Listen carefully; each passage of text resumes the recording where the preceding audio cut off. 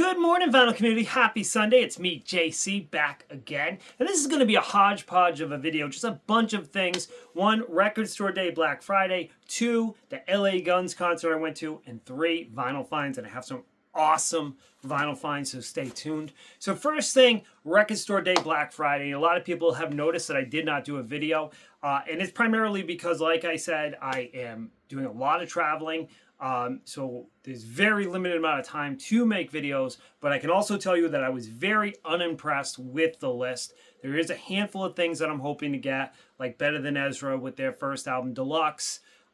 There is an Amigo the Devil live album, love that artist. And then maybe the Van Halen live album, but I already have it on CD, so maybe not. We'll figure it out. But those three items, but for the most part, I'm sure there's a lot of things that people out there are excited about, and hooray, I'm glad that you found something. But for me, I felt the list was very underwhelming, to say the least. Okay, next, I saw LA Guns, an acoustic show.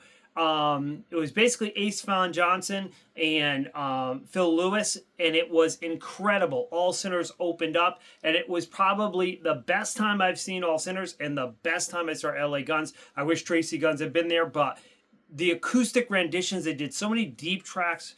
It was fantastic. All Sinners always kills it. They did two covers. They did a Billy Squier cover, and they did a Crocus cover. And the rest were all originals, and it was just awesome.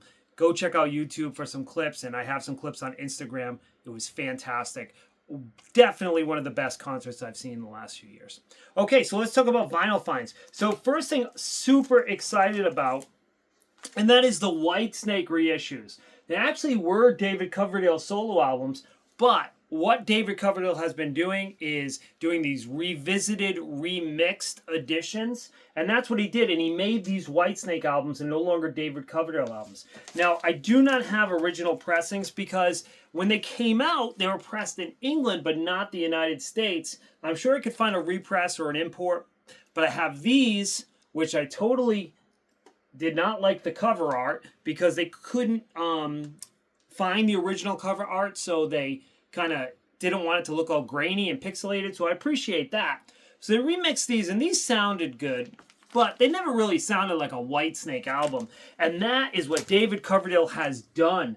Give you an example, the first song, Lady, on this, that saxophone always threw me off. Now the drums are super punchy, the guitar is higher in the mix, saxophone's almost, you can't hear it. It's so slight. So it no longer, not that I'm against saxophone, but it doesn't really fit Whitesnake. Let's face facts. Another thing that they did was they replaced the logo with the classic Whitesnake logo. I love that classic logo. Very, very cool. It does have liner notes, which is very hard for me to read because I'm old. And look how tiny those are. Essentially an interview with David Coverdale. I did start to read some of it, but it's just difficult on my eyes. And then the first album comes in this kind of tannish color. Very, very, very cool. So yeah, sounds awesome. I love it so much better than the original. I know that might be blasphemy for some folks. And then also North Winds. Also got that. Once again with the restored cover art. And now a Whitesnake album. And definitely a lot punchier, a lot more like the Snake albums that you probably love. And it's on this deep, deep purple color. Notice what I did there. All right, next for vinyl finds, got this at Purchase Street Records. Japanese press of one of the greatest metal albums of all time. Last in Line. Oh my God, I absolutely love this album. So excited to have a Japanese press. Would love to get a Japanese press of Holy Diver. How sick would that be? But it has eluded me this far in my life.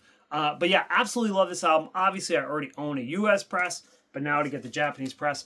I don't collect Japanese presses of all my albums, but if I run across something that's like one of my favorite albums of all time, then I'm going to grab it. Another one that I've only run across once, and when I did, I knew it was my buddy Aaron's Grail, so I sent it to him, and that is Joe Satriani, and the album is Flying in a Blue Dream, which is really great. I had it on cassette, never spun it on vinyl, and spinning it on vinyl, man, sometimes, you just get a new appreciation for it. And that's exactly what happened. Got that also at Perch Street Records.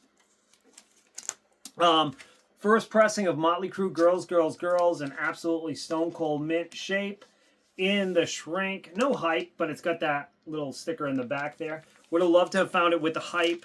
But yeah, so excited to have this in my collection. Very, very cool. Next one I found at Savers. I haven't even opened it yet. But Catfish and the Bottleman. Brand new sealed. It was $2.99 at Savers.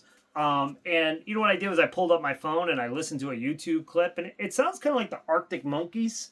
So I figured I'd give it a shot. Brand new record for $2.99. How can you go wrong?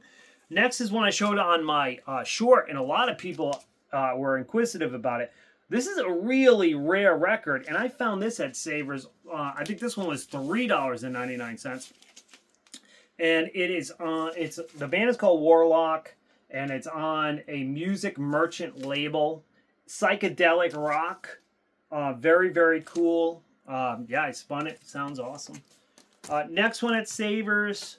$3.99, Rush. Not the biggest Rush fan. I'm sorry, guys.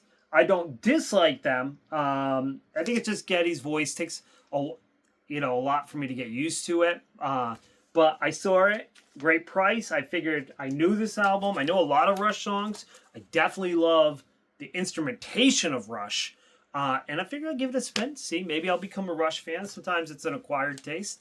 And then lastly, I found this at Savers, and this was $2.99, Stephen Stills. I do love Buffalo Springfield, Crosby, Stills, Nash & Young, so I figured I would give this a shot for such a cheap price. And it's called Illegal Stills. A little bit of moonshining going on there. All right, guys, that is my video. I will join you soon with another.